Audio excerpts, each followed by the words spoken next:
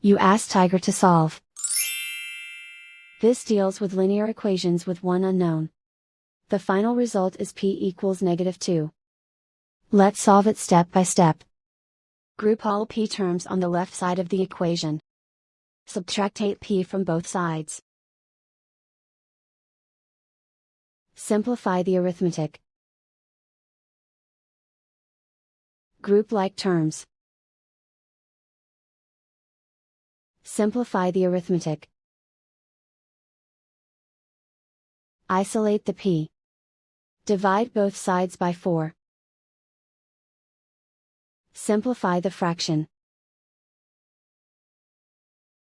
Find the greatest common factor of the numerator and denominator. Factor out and cancel the greatest common factor. And so the final result is p equals -2.